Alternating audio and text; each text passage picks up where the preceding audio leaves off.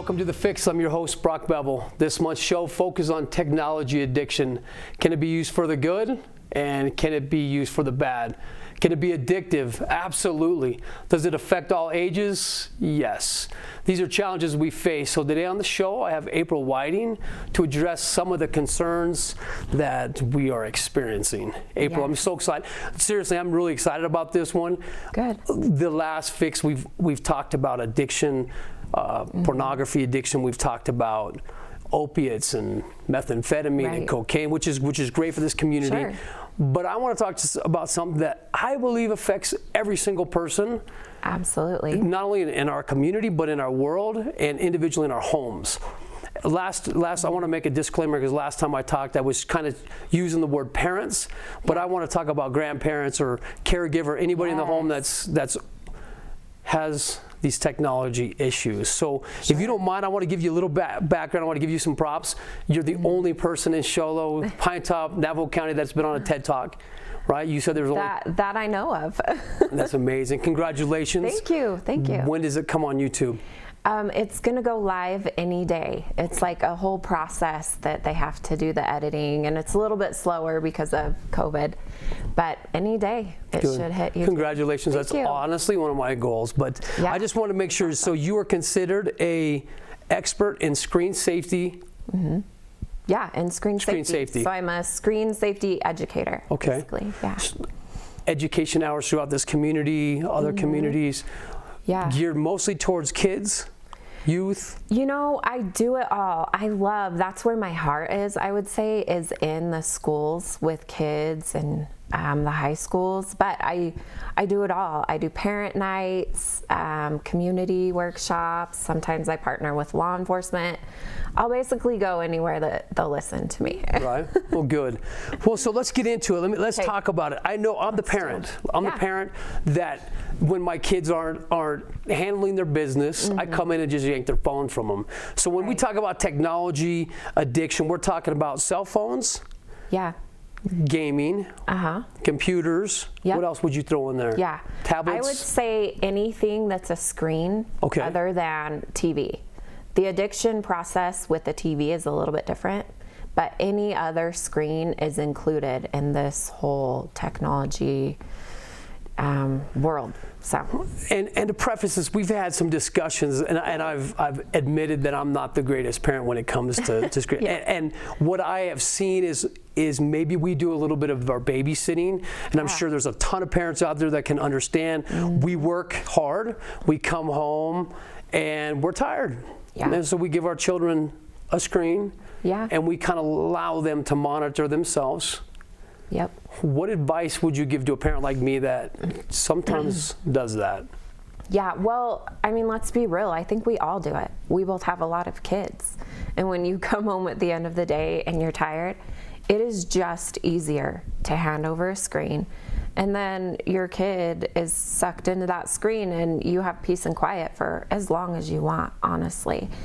But the long-term effects are really detrimental. The scientific studies that they've done on toddlers' brains who have a lot of screen time, their brains are underdeveloped. Like the white matter in their brain that handles your cognitive skills and all kinds of things, it's literally affecting the growth of their brain. Wow. So we have to be aware. That's the first thing I tell parents, is that when you know better, you do better. And a lot of times we just haven't known. These studies are fairly new. And so, number one, just be aware. And it can be a lot of little things, just not having the iPad in your kids' reach, having device-free dinners. There's just a lot of things that you can put in place so that when you're tired, you don't just reach for the screens automatically. So that's good. So I actually run a recovery program, and one of the beliefs is this connection thing. I know it's the opposite of addiction is not sobriety. The opposite of addiction is connection. When we talk about these connections, and there's been a ton of people that have researched this, that if you connect us, the addict, with people, with more than one group of individuals, maybe it's church, maybe whoever it is. Yeah. But with children, it's a tad different, that connection process. Because for me, for example, last night I got on FaceTime, got to talk to my daughter in Cedar City, got to stream my grandchild. I mean, it's phenomenal, the abilities Right. that these screens have, but there's also massive dangers. Can you, I know there were some stats when they first came out, the suicide rate. Can you talk on that? Yeah. So I'm not saying that technology overall is just horrible. Like you said, there's so many good things that come out of technology, but there's always the other side of that, the light and the dark to it. And so there are, so the first smartphone came out in 2007. And then in 2009 is when social media hit the world and just exploded, Facebook being the first one. And that same year, teen suicide rates jumped 75%. And so that's not the only reason why, but there's definitely a correlation there. So what's the correlation? What do you feel? I mean, you're the expert, you're the educator. What would you say, why? Right. So, you know, when I go into junior high and high schools, and I'll put that slide up about the 75% increase, and I'll ask the kids, tell me why you think that is. And their hands shoot up because they all say usually two things. So cyberbullying is huge. Okay. And then just the loss of connection. And also with social media, I call it a front stage and a backstage. So we all have front stages and back stages in our lives. Our front stages are everything that's going right in our lives, our success. For the kids, you know, they ace that test, they make the team. That's our front stage. What about parents? What do we post?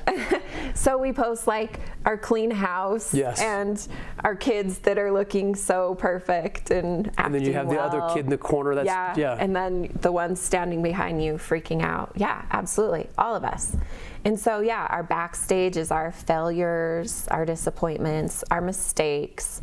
And so with social media, what we tend to do is we all put our front stages on social media, right? Sure. But then what we do as humans is we compare everybody else's front stage to our backstage. And it can be really hard on us mentally, especially kids and teens, but us as adults as well. So I think there's a lot of, well, it causes things like depression, anxiety, suicidal ideation. There's a lot that goes with it, for sure. I notice I catch myself doing that. I'm scrolling on other people's, and there's endless. You're endless scrolling, and you're seeing perfect people. Oh, absolutely. And it's things that you wouldn't know otherwise. Like, you know, Tom from 5th grade took his kids on a cruise to the Bahamas, and you're like, man, Tom's killing it at life. He's on a cruise and I'm here at home. And you have no idea the backstory to what he's going through. Absolutely. And it's like the quote that comparison is the thief of joy. And what is social media? It's comparison. So if you had, I'm a parent, you have a parent sitting in front of you, please, can you give me some skills? Because I know we're all affected by it. We're all going home, we're seeing our kids. One of us. Can you briefly tell me why you got into this? I know you had a story with your son. Sure, yeah. So the reason where this all began for me was one night a few years ago, I was tucking one of my kids into bed, and I looked down and I realized it was the first time that entire day I was giving him eye contact. And as a parent, you're just like, oh, what am I doing? And it's because I had my eyes down on a screen all day.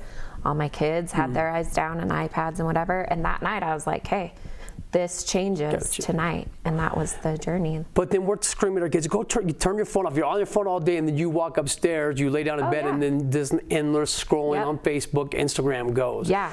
So if you were to come into my home and educate me, I have 7 children, ranging from tiny to big, and I mean, I'm all over the place, okay? Yeah, okay. What skills, what tools would you give me, you offer me to start right away instead of, because we know that the addiction to cell phones, there is a dopiate or a serotonin dump, dopamine dump Yeah. that's coming in that is similar to the heroin high. Yep. And so it's going to take me a minute to withdraw. So if I take my phone from a kid, that's when we're getting the screaming and yelling. That's when we're getting Yep. the fighting. I hate you, Mom. I can't, give me my phone back. I'll do anything, Mom. I'll wash the dishes. Right? And they want their phone back. So they're going through a withdrawal process, the Yep. same thing. So teach me. Give me some skills that I can use immediately in my home without causing World War III. Right, yeah. And it really is just a lot of little things. It doesn't have to be this big, huge ordeal. It's things like, my favorite is device-free dinners. Okay. Where all technology, even mom and dad's smartphones, go in a basket in a separate room. You sit down to dinner, eye contact with your kids. There's studies that have shown how important family dinners are to kids and their development. And if you're sitting at dinner and everyone has their face in a screen, it loses that power. There's no connection. Okay. And then I always talk to parents about a central charging station. We've got to take technology out of our kids' bedrooms. For two reasons. If our kids have their phone or an iPad or whatever in their rooms, that's when they're making really poor choices. Their defenses are down in the middle of the night. You have problems like sexting or pornography, so many things. Is there a problem in this community with that? It's a really bad problem in the schools in this community, absolutely. So you know that we're experiencing it here.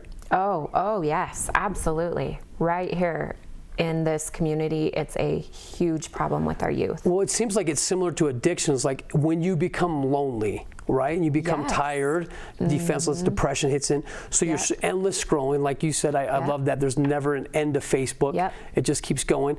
Yeah. And we're comparing ourselves, and then we kind of lose some of that inhibition. Yep. Right, and that's where these happen. Yeah, and that's when these kids are making these really poor choices, you know, in 2 seconds flat in the middle of the night can change the rest of their lives. I've seen kids lose college scholarships and jobs, and have had really sad things happen to them because of 2 seconds of sending that picture or whatever it is. And so that's the first reason you should take technology out of your kids' room. And then they're not sleeping. Because they hear a ping, they're not going to ignore a ping. They Conditioned can't do response, right? That's what we all are. We do this as parents. We do the same thing. Yeah, we're not above that at all, for sure. Pings, we reach over. It's like rote memory. Yeah, and so kids will always, like, I have the parents that are like, well, my kid says that they have to have it for an alarm. And I'm like, cool, you can go to Walmart and you can buy an alarm and plug it in. Good. Or white noise. You can buy a white noise machine. But it's so important to take that out, charge it in mom and dad's bedroom, and then you should know their passwords and logins. You just should, if they're under your roof. Great advice. Yeah, and then, so when all of these things are on the central charging station, that's when you can do your safety checks. I know parents can get mad at me real quick, but let me ask you this. Do you think the kid should have your password and log in? Absolutely. I think it keeps everybody accountable. I think that's actually a really good point. Yeah, absolutely. It can be, you know, you set family rules together and you get the kids' input. You're not just telling them what we're going to do. You ask them. I've heard that from my kid before. Well, how come I can't look at your phone while I'm an adult? And it's like, the reason is because maybe I'm doing something I shouldn't be doing. Right. Yeah. Right. Absolutely. Great advice. So what I want to do is we're going to take a quick break. And the next segment, I want to come back in and talk about predators. And not only for the young adults, but also for adults. Maybe we can cover some of that and talk about, like, in this community, what's really happening in Arizona base. I would love to hear it. So we'll be right back. Welcome back to The Fix. I have April Whiting here to talk about social media, digital technology, and predators online. I'm super excited. I'm getting excited to go home and try to put some of these into play. I hope I don't mess it up, but and start World War III. But I would really like to. I mean, I have some background in this, being a police officer. I've worked in Mesa, Phoenix, some of this with online predators, but I'm in no means an expert or have a ton of information on. But so I'm going to pick your brain a little bit in ways that we can help parents. Okay, so I know there's some specific apps that we really have to be concerned about. I know we download these for our kids, but we don't know the repercussions. We don't know the danger that we're introducing. We're basically giving these predators a license to communicate with our kids. And you call them tricky persons, right? And you're actually writing a book? Yeah. Okay. Yes, because we tell our kids to be safe online, but then we don't tell them how. We're just like, be safe, make good choices. And they're like, well, what does that mean? And we probably don't know exactly what that means because we didn't grow up with a cell phone in our hand with all of these strangers. And our parents, we can't, you know, go to the past generation and be like, well, what did you do when your kids were young? This is on us. Like, we're trying to figure this out. So we have to, number one, talk about it, teach our kids. That's why I wrote the book, and I call it Tricky People for kids, because they understand that more than online predators. And so I always tell parents that you should talk to your kids 5 years before they're going to experience something. Okay. So 5 years before you think they're going to experience, you know, drugs or pornography or online predators. And so we should be talking to our kids around age 3 and 4. Okay. About tricky people. And so it's super important just to, what's a tricky person? Let's talk about that because I got to hear this. Yeah, it's somebody, I tell kids, it's somebody that talks to you online that you don't know that's usually really nice to you. Because when we were growing up, the scary people were like the creepy guys in the white vans with the we knew what they looked like. windows blocked out, you know, and you just knew. Well, nowadays, tricky people look like the nicest people. They're super nice. They could be someone totally different than who they're saying they are. And they have this whole grooming process. Okay. So how do you know? This scares the heck out of me for my kids, you know? I know. It's really scary, and they are really tricky. So they'll start talking to your kids. They've learned all the verbiage that the kids use, and they'll, you know, they just start befriending them. And how old are you? Okay, so which site? So if you're going to say a site, because I'm hearing this, is I know my daughters are online. They're doing Minecraft. They have the headset and they're talking to their friends. But I'm also seeing people they don't know that are joining in. So give me a hint. Give me a hint. Yeah. What am I looking for? So unfortunately, predators are anywhere where kids are. So they are everywhere. From the 3 favorite apps for teens are TikTok, Snapchat, and Instagram. And those are online predators' very favorite places to be. And which is interesting because Facebook is for old people. Yeah. That's what I heard. Okay. Every time I go into high schools, if I bring up Facebook, they're like, that's for you and other old people. Okay, so we don't need to worry about Facebook. Not really. But Instagram, TikTok, Snapchat. Yeah. Let's talk about them. Yeah. Because I know that probably the majority of our children have those on their phone today. 95% of them do. Yeah. So what am I looking for? Yeah. So there's things like Snapchat, super dangerous app that it comes enabled with something called a Snap Map that anyone can see your location within feet. And there was a case that came out of Scottsdale of a man that was finding 12-year-old girls off of their Snapchat maps and looking through their windows and whatever. And so, and you don't know that when you download that app, it's already on. Your Snap Map is turned on. You have to go in and you have to turn it off. Okay. Yeah. Or disable. Sorry, disable it. Okay. Yeah.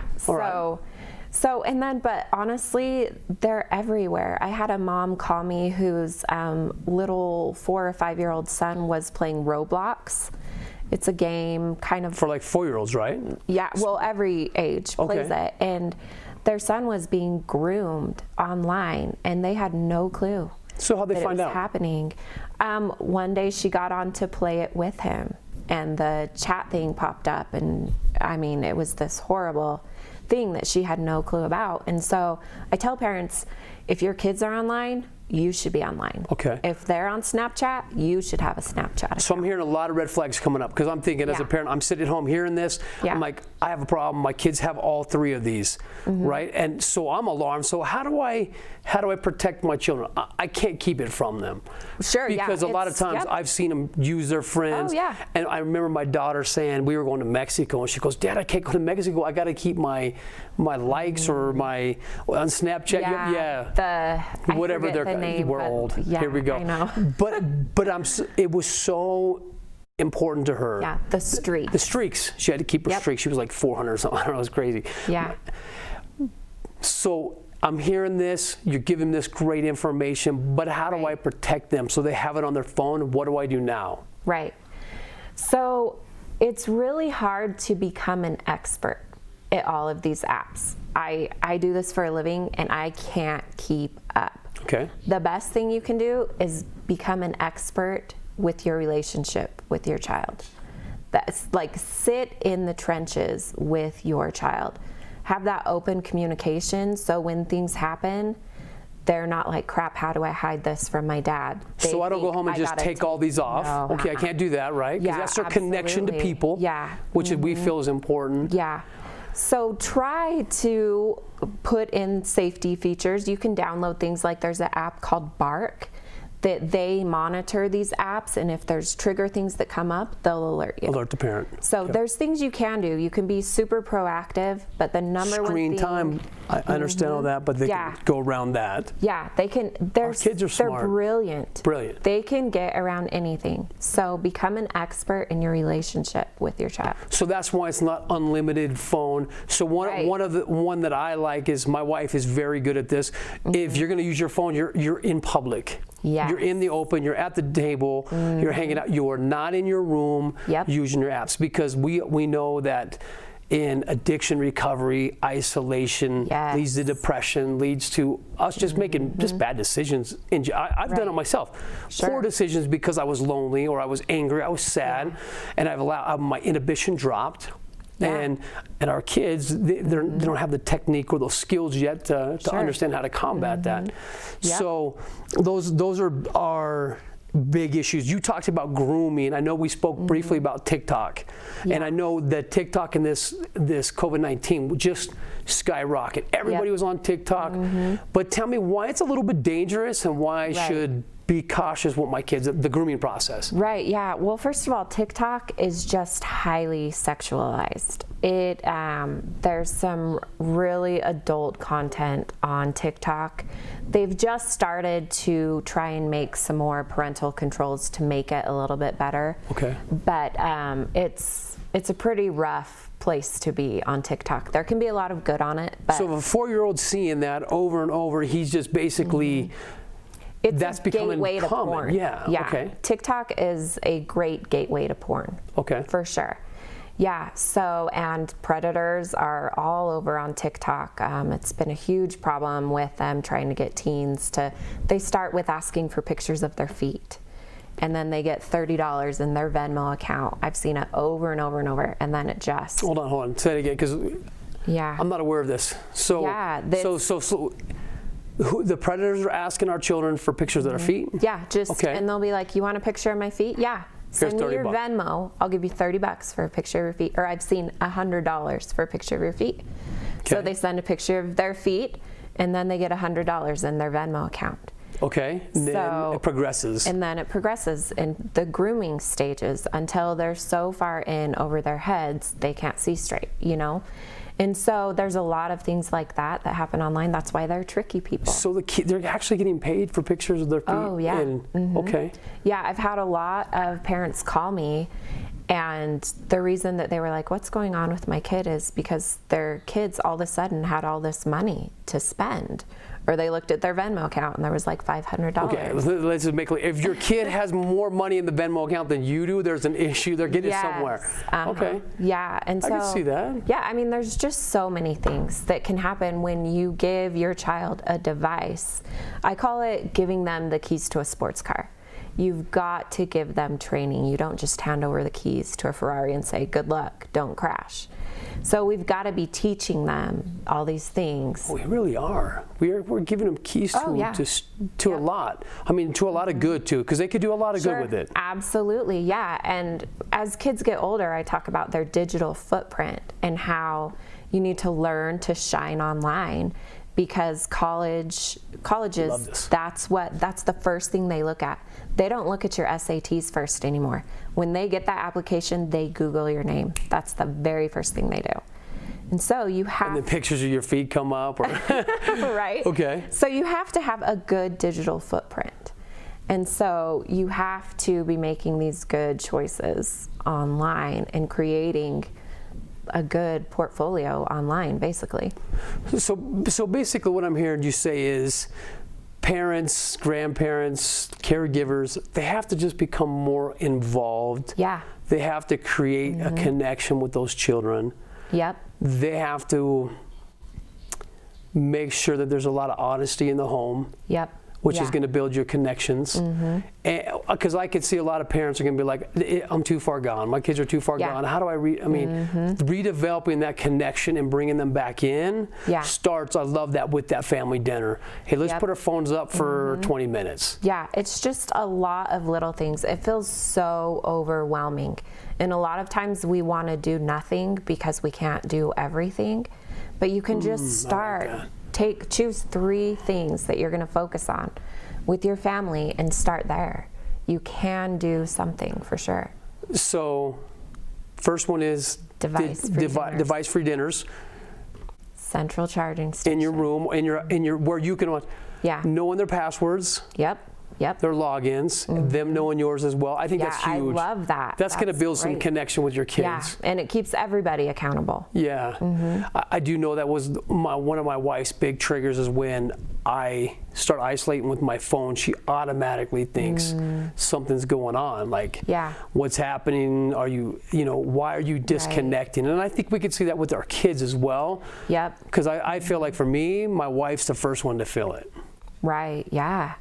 Yeah, and we know our kids, and so if your kids are starting to isolate themselves more in their bedrooms or they seem angry, it Okay. comes out as anger a lot of times. All right, thank you so much. Yeah, thank you for having me. My mind is happy. I'm leaving here. I hope Good. this community loves this. Yeah, I me may too. invite you back with Sure, your next. Good luck anytime. on your book. Thank What's the name of you. it? Can you tell the Tricky name? People. Tricky People, and it's for youngsters, right? Yep, it's for kids about 5 to 10. I love that. Thank you for watching The Fix. I'm Brock Bevel. If you know someone who is struggling or affected by addiction, there's hope. There's always hope out there, help out there. Please don't give up. You're important and your life matters. Thank you for watching. We'll see you next time.